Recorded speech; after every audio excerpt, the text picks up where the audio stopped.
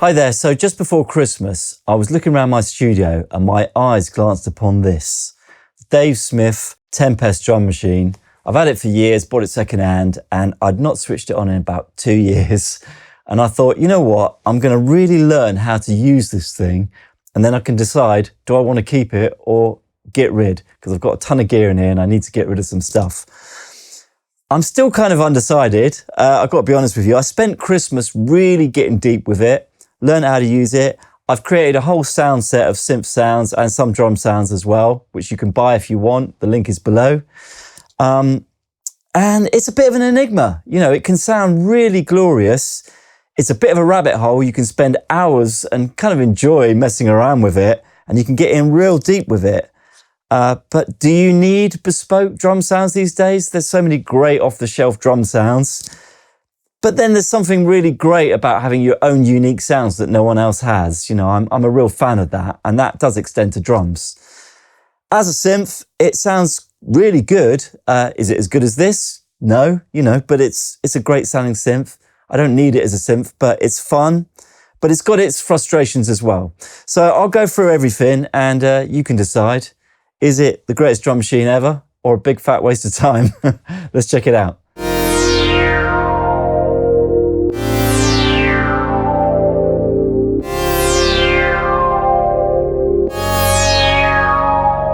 So let's start off with the sound engine. You've got 2 analog oscillators and an analog low pass filter and a high pass filter. You've also got 2 digital oscillators, so 4 in total. Envelopes, you've got 4 envelopes. So you've got a lot of flexibility and you've got a mod matrix. Let's go through the oscillators. On the analog side, you've got a sawtooth, saw tri, and a pulse which you can scan through.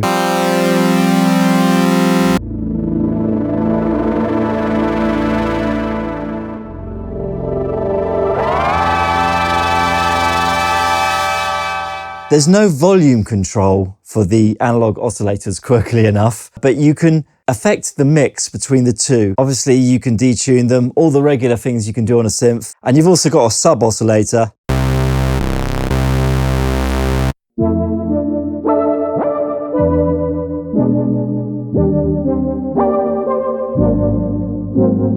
So you've got 2 digital oscillators as well, which are identical. They've got a list of samples, lots of drum samples, noise, and also some keyboard samples. Plenty of decent ones. They're kind of grungy because they were so stingy on the memory on this thing that they're just tiny, tiny amounts of memory. I don't know what the bit rate is, but they feel very lo-fi, and so do the keyboard samples. But there's some really good sounds in there.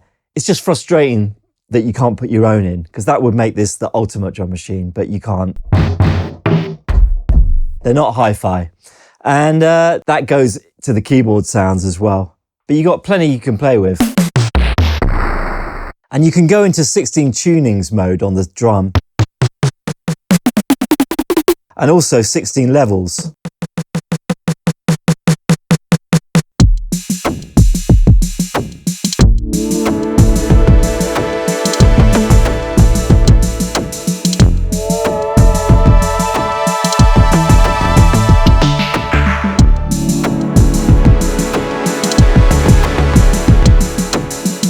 And beyond all the drum samples, of which there are many, you then get to the actual waveforms that they've added.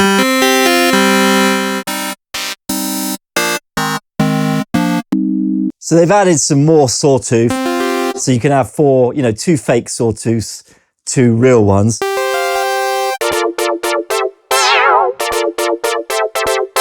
The only thing is with these samples, when you get up high with them, there's artifacts because they're so lo-fi.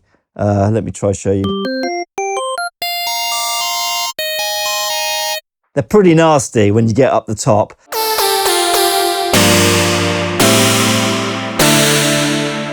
Again, it's part of the personality of this thing. They've added some really sensible samples, like for instance, there's a sub sine. So then you could have, let's find a kick drum sample. And then I can add to that this sine. And if I can make that longer, then you can get the idea.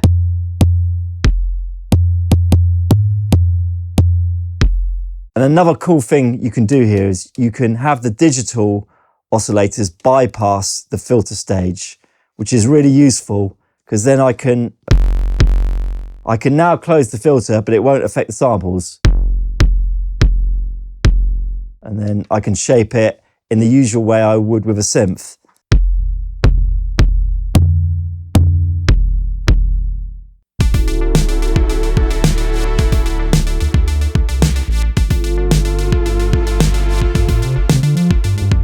So you can see how that can be really handy for drum sounds. But let's get into synth sounds.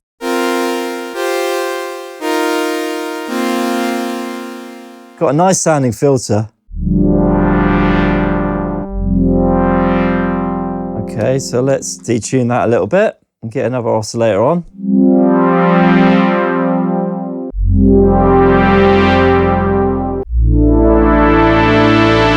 Pretty nice straight away. And you can add these digital oscillators.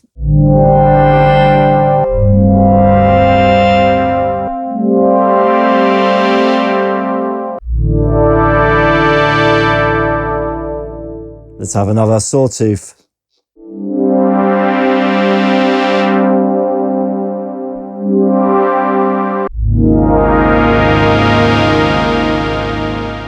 So you can hear it can sound pretty big. The only thing is it's faffy, you know, you've got to go through these menus. Once you get into it, it's fine. It's not really a big deal. Just a bit of menu diving.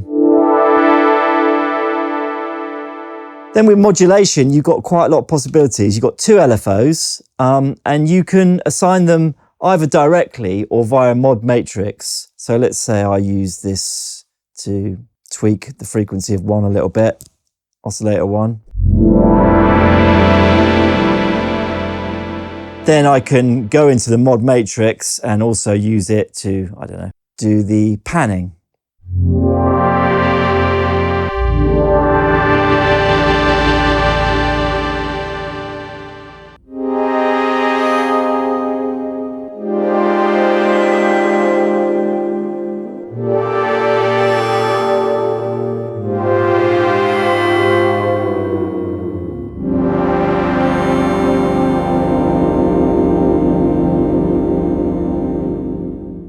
I've also got two aux envelopes, which are really useful also. So I can set this back to 0, the modulation of LFO to pan, and then I can set it up in an aux. So I can say, let's say aux 1 envelope is going to determine how much mod 1 makes an impact on the pad. So now if I go into this, I can delay that coming in. Not only with the ADSR, but also you've got a delay, which is really handy. So I can delay this here, and then it will come in quite a lot later.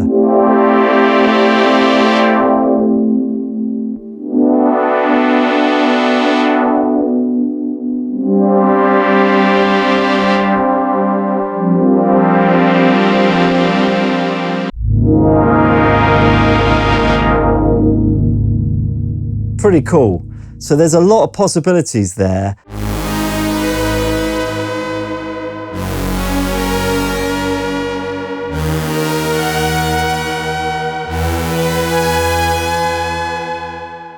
Okay, let's look at it as a drum machine now.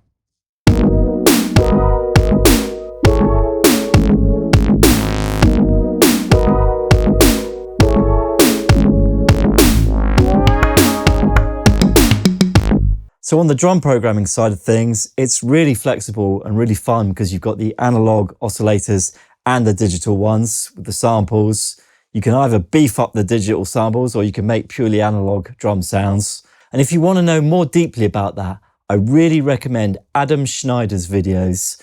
I learned quite a few tricks from him. He knows the thing inside out and he's a real genius at the sound design aspect of the drums. So check his videos out. He shows you how to make an 808 kick and clap. Really great, clever idea for the clap, snare, and it works really well. So I won't go in too deep. I'll just show you quickly how you can make an analog kick drum. You can use one wave, make a very simple one, pitch it down. Now I can use this pitch envelope here to affect the pitch. to give me a clicky sound at the front. I could curve that more by using, let's say, an aux envelope, get more of a bend on the note.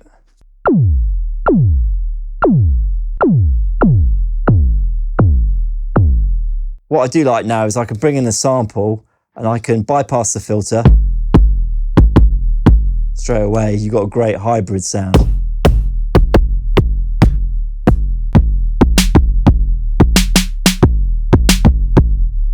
So that's giving you a very basic idea. Let me show you a few sounds I've programmed in.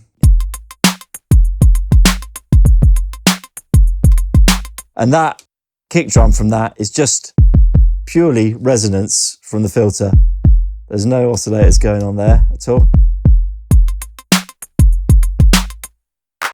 Claps are analog and they're panned left and right. Different pitches. It's just an 808 sample. And I've got a little synth there. Let's turn it up.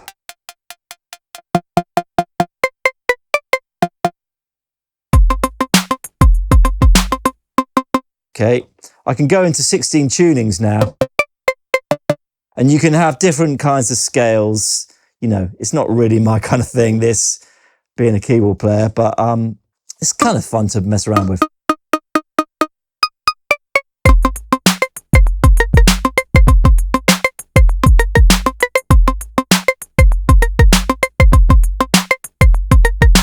And you can modulate these things with these sliders. You can assign them to do different things.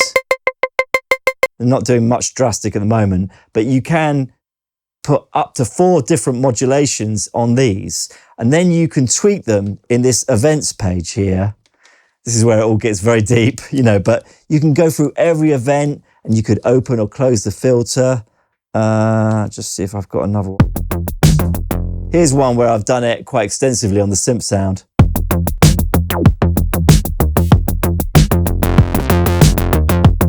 You can use these to affect the whole beat or just individual sounds depending on which mode you're in. So if I do it on the whole beat,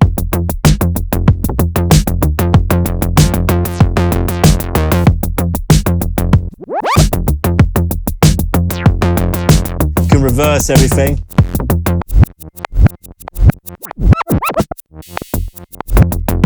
You know, you can pitch everything down.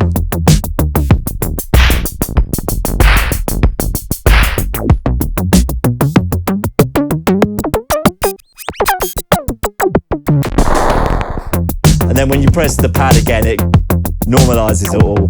You can open the filter on everything together.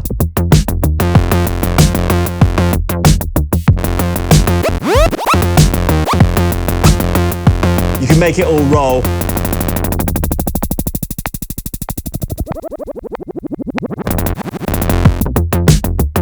Stuff like this.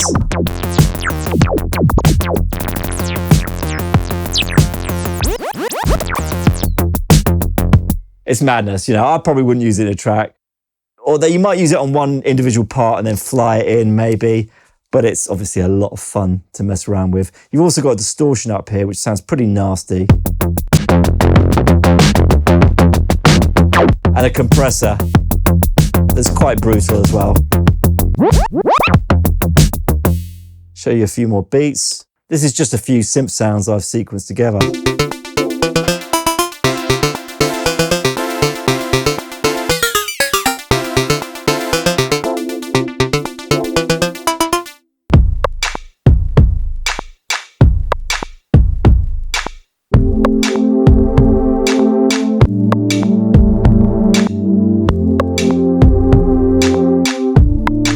Here's some note stealing going on there.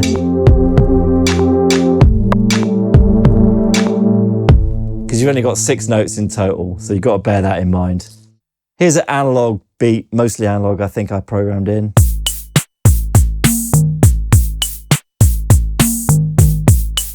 It's really lovely and warm sounding.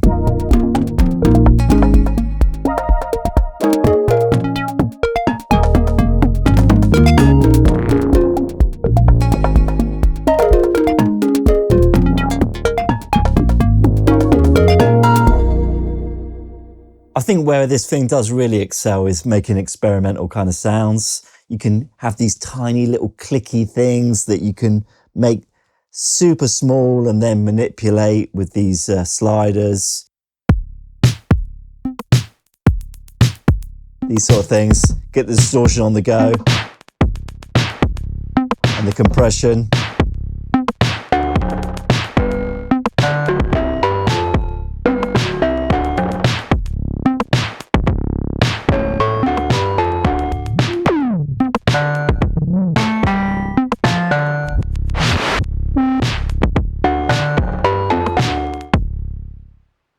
You can use this roll function to do some kind of cool sweeps.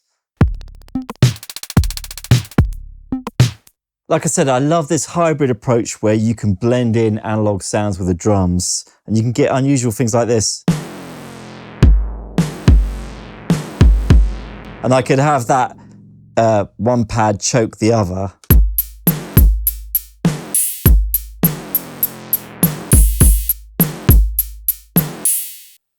Yeah, I mean, I think I will end up keeping it because it's just got these lovely warm analog sounds. You know, these sort of things that you wouldn't always use.